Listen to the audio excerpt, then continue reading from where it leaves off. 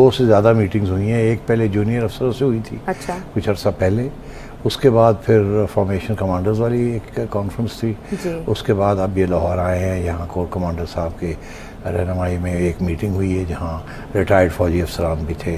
और तो तीनों जगह पे जो बात हुई है वो बेसिकली जनरल बाजवा ने एक ही बयानिया जो है उसको दोहराया है जो उनका मौक़िफ़ है। जी। अच्छा, अब ये क्योंकि रिपोर्टिंग नहीं हुई इसमें, क्योंकि ये क्लोज डोर सेशंस थे, तो जो खबरें बाहर निकली हैं वो उसी किस्म वो उन्हीं लोगों से निकली हैं व्हाट्सएप ग्रुप्स के अंदर, जो जिनमें से किसी ने एक आदमी अटेंड किया है और उनकी समरीज़ हैं। तो जाहिर है कि कोई कागज़ पेंसिल तो होती नहीं है वहाँ, तो क्वेश्चन आंसर सेशंस होते हैं। मगर जो बातें निकली हैं 2-3 जगह से लोगों ने रिपोर्टिंग की है फ्रॉम इनसाइड अपने ग्रुप्स के अंदर, वहाँ से फिर वो फॉरवर्ड हुए हैं। तो अगर उनको सबको कंपेयर कर लिया जाए कि तो फिर एक शायद एक कोई ऐसे पॉइंट्स हैं जिसके ऊपर सभी इत्तेफाक करते हैं, सब सोर्सेज इत्तेफाक करते हैं, तो उसका मैं आपको जिक्र कर सकता हूँ। मगर ये क्वालिफिकेशन में ये कुछ ज़रूर कहूँगा क्योंकि मैं खुद नहीं था वहाँ, तो मुझे नहीं पता इस पर कितना सच है या झूठ है। अब हम जो बात यहाँ कहेंगे अगर इस पर कोई झूठ है या गलत बयानी है तो ISPR किसी वक्त भी एक स्टेटमेंट दे सकता है कि ऐसी खबरें भी चल रही हैं कि ये बात हुई जो कि ऐसी बात नहीं हुई, वो कह सकते हैं। और जो बातें हम कहते हैं हुई हैं और अगर वो समझते हैं हुई हैं तो फिर उसके ऊपर खामोशी हो जाए, ISPR कुछ ना कहे। अच्छा। या ये कि जी उसको भी डिनाई करने की कोशिश करें, तो जो गलत बात हम कहेंगे क्योंकि हमने ऑलरेडी कंफर्म कर लिया कि जरा सेकेंड हैंड सोर्सेज हैं। तो ये मैंने वो ओपनिंग सेंटेंस था मेरा। अब मैं आपको बताऊं जो 3-4 जगह से जो खबरें आई हैं व्हाट्सएप ग्रुप्स के ज़रिए, कुछ उर्दू में आई हैं, कुछ अंग्रेज़ी में आई हैं, कुछ ऑडियो भी आई हैं। ऑडियो में भी लोगों ने तबसरे किए हैं कि जी मैं वहाँ था और हमने ये सुना, उन्होंने ये कहा, उन्होंने ये कहा, उन्होंने ये कहा, उन्होंने ये कहा। तो ये सारी चीज़ें इकट्ठी करके तो जो चीज़ मुझे मोटी मोटी बात जो नज़र आई है या समझा हूँ मैं, ये सारी जहाँ जनरल बाजवा ने जाके एड्रेस किया है तो उसमें सबसे उसे कॉमन चीज़ें हैं। अच्छा। और सबसे बड़ी कॉमन चीज़ तो ये है कि उन्होंने पूरा एक तारीखी किरदार फ़ौज का इन दी करंट डिस्पेंसेशन वो उन्होंने नक्शा खींचा। अच्छा। कि हमने किस तरीके के साथ हर स्टेज पे कदम बाय कदम हमने इमरान खान साहब और उनकी हुकूमत की हिफाजत की है, उनको बचाया है, उनको खड़ा किया है और उनको अच्छी तजवीज़ दी है।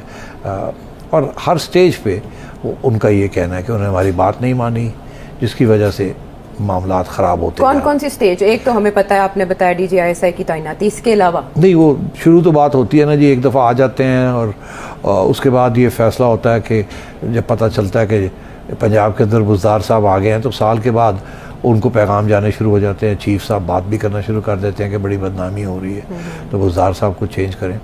इसमें एक जगह ऐसे भी आया है कि तजवीज़ आई कि आप अलीम खान साहब को बनाएं। अच्छा। और खान साहब ने बात मान भी ली और फिर आखिरी वक्त पे अपना रुख बदल लिया।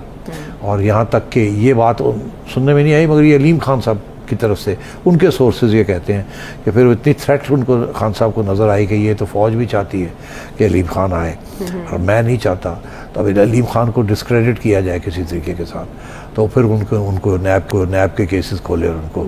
और ये तो अलीम खान साहब ने खुद भी एक प्रेस कॉन्फ्रेंस में खुद भी बहुत सी बातें की है।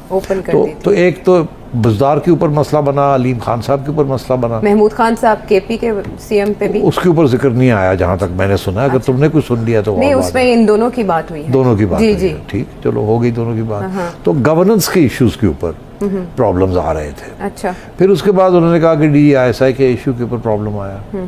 फिर उन्होंने ये भी कहा कि कैसे उन्होंने रिक्वेस्ट की और उनको पहले कहा गया कि 6 महीने जनरल फैज़ को रहने दें। और उन्होंने कहा अच्छा ठीक है कोई बात नहीं। तो 6 माह के बाद फिर पूछा कि जी अब हमें भी हम चाहते हैं कि जनरल फैज़ जो हैं वो कोर में चले जाएं। वो कोर में तो चले गए थे, कोर में जाना है उनको, क्योंकि अगर वो कोर में नहीं जाएंगे, 1 साल वहाँ नहीं गुजारेंगे तो वो फिर आर्मी चीफ की जब वक्त आता है आर्मी चीफ बनाने का तो उसके अंदर वो कंटेंशन में नहीं आएंगे। तो अच्छा ये है कि जनरल फैज़ को भी in the run for army chief होना चाहिए, इसलिए उनको अब कोर का साल के बाद उनको आप हटाएं ताकि ISI में हटा के कोर में भेजें। आपने जो भी पोजीशन लेनी है किसी मुल्क के ख़िलाफ़ या किसी चीज़ के ख़िलाफ़, तो आप प्राइवेट में रखें, इनको पब्लिक में मत लेके आएँ, क्योंकि हमें तो इन ममालिक के साथ काम करना है। इनसे हमने ये FATF का मामला है, ये IMF का मामला है, तो अमेरिका को गाली देने की ज़रूरत नहीं है। तो हम अपनी आज़ादी को प्रोटेक्ट कर रहे हैं, कोई ऐसी बात नहीं है, मगर इसको एक सियासी इशू बनाने की ज़रूरत नहीं है, इससे नुकसान हो सकता है हमारा। बहुत संजीदा तरीके से समझाया कि आप, अगर वो फिर भी नहीं समझे, फिर भी वो लगे रहे। फिर रूस के ऊपर भी उन्होंने कहा कि इन्होंने हमसे कहा कि ये काफ़ी अरसे पहले ये प्लान हुई थी ट्रिप, और जब ये वक्त आया तो उन्होंने हमसे पूछा, हमने कहा नहीं हर्ज कोई नहीं है, हमने ओके कर दिया था। हमने ओके कर दिया, ने भी यही बात कही। हाँ, मगर उसके बाद जब ये आए हैं वापस और उन्होंने जो मौक़िफ़ इख्तियार किया कि जी ये साजिश है, मुझे रोका गया या मुझे रोकने की कोशिश की गई, फिर एम्बेसडर्स के ख़िलाफ़ जो बात की और फिर अमेरिका के, इसकी ज़रूरत क्या थी? मतलब है कि ये चीज़ें चलती हैं। आपने उन्हीं लोगों को अटैक किया जिनके साथ हमारी रोटी पानी का मामला सारी रियासत का और सारी आवाम का लगा हुआ है। अच्छा, ये सारी बातें हुई हैं? ये जो मेरी इंफॉर्मेशन है कि इन लफ्ज़ों में नहीं, ज़ाहिर है ये तो मेरी समरी है ना, मगर ये इश्यूज़ को खड़ा किया गया और कोशिश की गई समझाने की इन लोगों को कि रीज़न क्या था कि, और जो रीज़न, और उस वजह से क्योंकि हमारी बदनामी हो रही थी। फिर ये उन्होंने कहा कि जो सारे पैसे आए हैं सऊदी अरेबिया से, ये इधर से, उन्होंने कहा ये तो मैं गया, ये तो जाने नहीं थे, मुझे जाना पड़ा, मुझे जाके हाथ पैर करने पड़े, मारने पड़े, गोडे